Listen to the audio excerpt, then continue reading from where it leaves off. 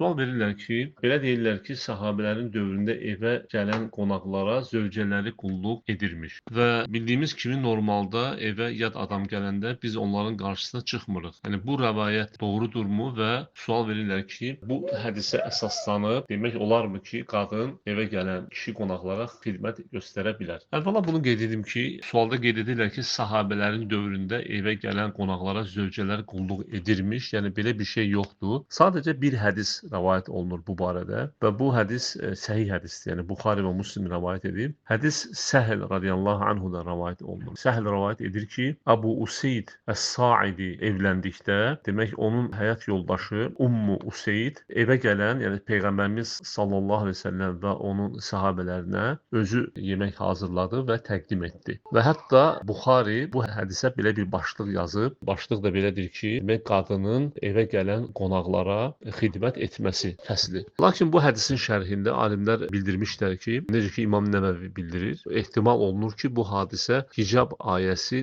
nazil olmamışdan, yəni vacib olmamışdan əvvəl olub. Bu bir demək hədisin şərhidir. Digər tərəfdən alimlər qeyd edirlər ki, hətta hicab ayəsindən sonra olsa belə, burada yəni əsas nəzərə alınmalıdır ki, fitnə olmasın. Çünki burada qonaqlar da kimdir? Peyğəmbərimiz sallallahu əleyhi və səlləm və onun səhabələri və Peyğəmbərimiz sallallahu əleyhi və səlləm və onun səhabələrindən də yəni fitnə olması, yəni bu belə bir şey gözlənilmirdi. Və ona görə də Ummu Əbu Useydin yoldaşı, yəni onlara özü xidmət edirdi. Lakin dövrümüzdə isə alimlər icazə vermirlər bunu və həmçinin burada bir şey də qeyd edirlər ki, əgər ehtiyac olarsa, yəni şiddətli ehtiyac olarsa, məsələn, tutaq ki, kişi əlildir, özü qalxa bilmir və s. Amma kişi özü gətirə bilərsə və yaxud evdə böyük bir demək uşaqlar varsa, bunu edə bilərlərsə və həmçinin və yaxud məhrəm var, qadının qardaşı və s.